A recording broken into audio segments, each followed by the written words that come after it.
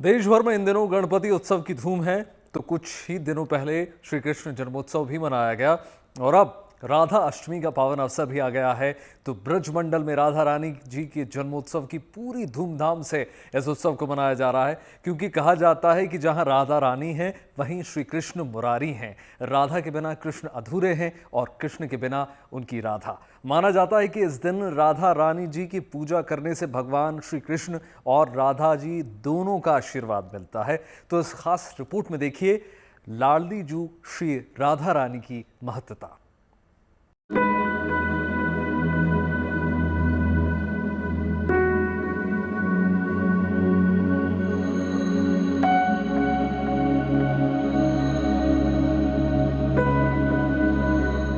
अनंत कोटि ब्रह्मांड, ब्रह्मांडों का अनंत विस्तार और इस विस्तार में तैरते अनंत सूर्य, तारे, ग्रह उपग्रह जैसे ब्रह्मांडीय पिंड।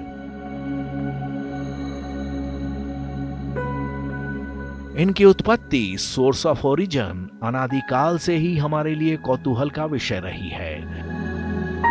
ये सब किसने बनाया, कब बनाया, क्यों बनाया, जब ये सब नहीं था तो क्या था?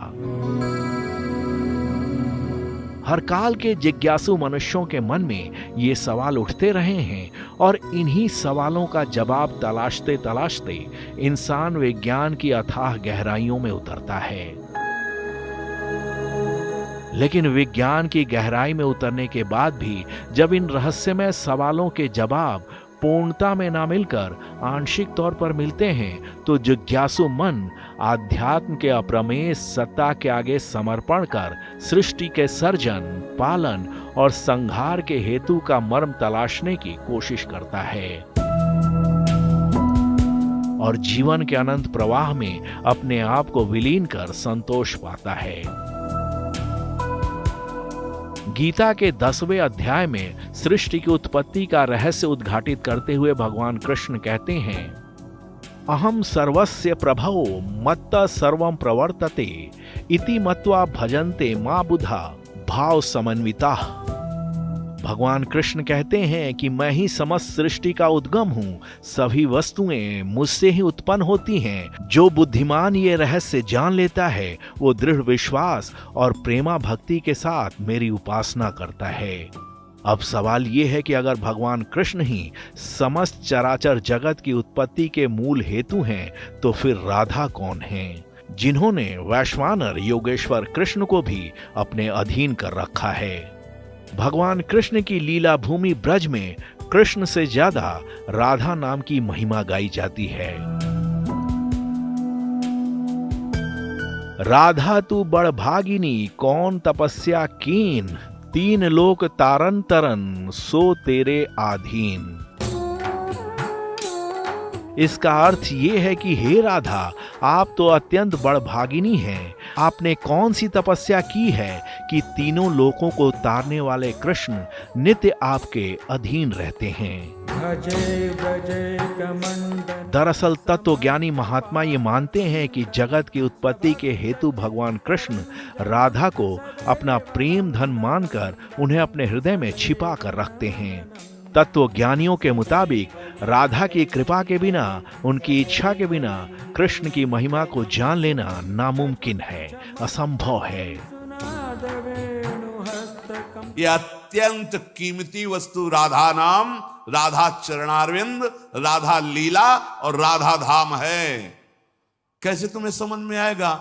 जिनका प्रताप वेद पुराण शास्त्र ब्रह्म ऋषि गाते हैं, वो अपने हृदय की तिजोरी में छुपा के राधा नाम और राधा चरणारविंद रखते हैं। श्यामाजू के चरणन की बलिहारी जे हैं बसत किशोर लाल के प्राणन मध्य सदारी।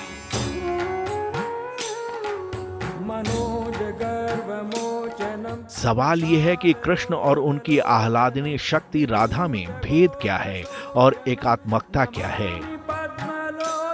हमारे मनीषियों ने सदियों की सतत साधना के बल पर ये तत्व ज्ञान हासिल किया कि कृष्ण रूपी दिव्य भवन की तिजोरी है राधिका, यानी कृष्ण की सारी संपदा राधा में निहित है। कृष्ण अगर सृष्टि के रचयिता हैं तो राधा उनकी ऊर्जा हैं। कृष्ण शरीर हैं तो राधा आत्मा हैं। कृष्ण पुष्प हैं तो राधा सुगंध हैं। कृष्ण जल हैं तो राधा तरंग हैं। कृष्ण शब्द हैं तो राधा अर्थ हैं। कृष्ण गीत हैं तो राधा संगीत हैं। कृष्ण मुरली हैं तो राधा स्वर हैं।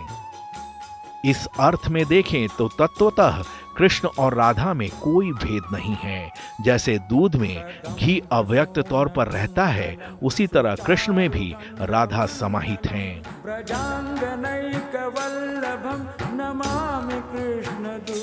सदैव तत्व चिंतन में तल्लीन रहने वाले ब्रह्मज्ञानियों के मुताबिक जैसे आत्मा का परम सुख परमात्मा का मिलन है, वैसे ही परमात्मा यानी कृष्ण का परम सुख राधा का मिलन है, यानी राधा परमात्मा की आत्मा है। तो जैसे ये शरीर इंद्रिय मन बुद्धि इस आत्मा का यानी मैं का सर्वेंट है, नंबर 2, ऐसे ही मैं श्री कृष्ण का दास है,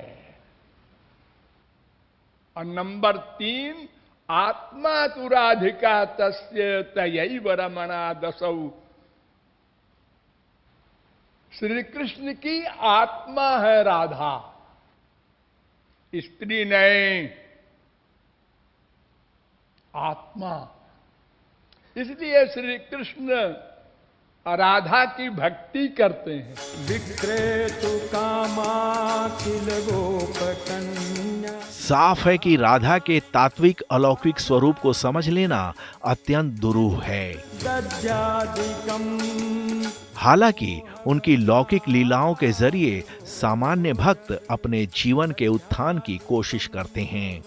लौकिक दृष्टि से राधिका जी का प्राकट्य मथुरा जिले के गोकुल महावन कस्बे के नजदीक रावल गांव में हुआ था। पौराणिक मान्यताओं के मुताबिक यमुना महारानी की घोर तपस्या के बाद वृषभानु और कीर्तिदा को राधा रानी की प्राप्ति हुई थी। पौराणिक कथाओं में बताया गया है कि वृषभानु एक सरोवर के पास से गुजर रहे थे। तब दोपहर 12 बजे एक सघन कुंज की झुकी हुई डाली के पास उन्हें एक दिव्य बालिका कमल के फूल पर तैरती हुई मिली, जिसे उन्होंने अपनी पुत्री के रूप में अपना लिया। कमाल यह है कि भगवान कृष्ण का प्राकट्य भाद्रपद की कृष्ण पक्ष की अष्टमी के दिन हुआ था, जबकि राधिका जी का प्राकट्य भाद्रपद के शुक्ल पक्ष की अष्टमी को हुआ था। यानी दोनों का प्राकट्य भाद्रपद की अष्टमी को ही हुआ।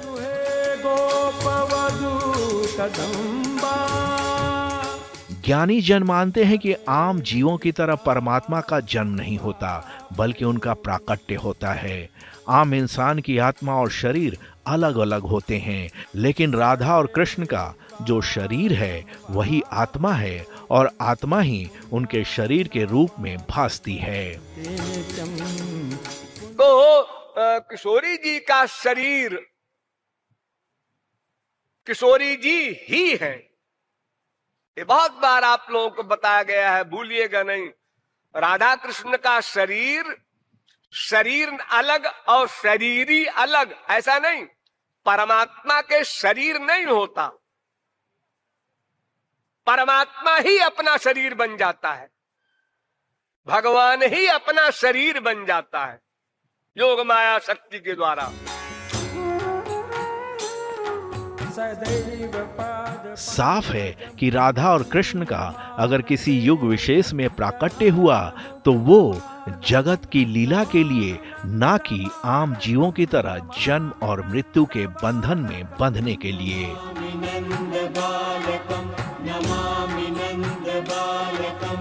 तत्वतः दोनों में कोई भेद नहीं है। आम लोगों को जो फर्क दिखाई देता है वो लीला के फर्क के कारण। राधा जगत नियंता श्री कृष्ण की आह्लादनी शक्ति हैं। हमारे मनीषियों के मुताबिक शक्ति संपन्न होकर के ही ब्रह्म पूर्ण होता है। शक्ति के बिना ब्रह्म अधूरा है। इसीलिए अपने ही अप्रतिम सौंदर्य माधुर्य का आस्वादन करने के लिए भगवान श्री कृष्ण राधा के रूप में अपने आप को प्रकट करते हैं। यही वजह है कि ब्रज में राधा की महिमा कृष्ण से भी ज्यादा मानी गई है। राधिका जी की महिमा कैसी है उसे ऐसे समझ सकते हैं कि भगवान के नाम के जाप से मनुष्य के कल्याण की बात हमारे वेद पुराण से लेकर शास्त्रों तक में की गई है, लेकिन स्वयं भगवान कृष्ण राधा नाम का जप कर अपने आप को धन्य महसूस करते हैं। नाम के विषय में कहा गया है, कहाँ लगी नाम बढ़ाई और राम न सकहि नाम गुण गाई। और यहाँ तो स्वयं प्रभु श्री हरि राधा नाम रटते हैं, राधा नाम सुनते हैं और राधा नाम के प्रेम में अश्रु बहाते हैं। राधा नाम का स्वरूप सेवा में विराजमान करके स्वयं प्रभु सेवा करते राधा नाम की। कहने की जरूरत नहीं कि राधा जी की शरणागति जिस भाग्यशाली पुरुष ने ले ली तो स्वयं योगेश्वर कृष्ण उसके अधीन हो जाते हैं। राधा कृष्ण की लीला का यही रहस्य है। यही वजह है कि आम श्रद्धालु राधा कृष्ण की लीला का श्रवण करते हैं और राधा नाम का जप करते हैं ताकि उनका कल्याण हो सके।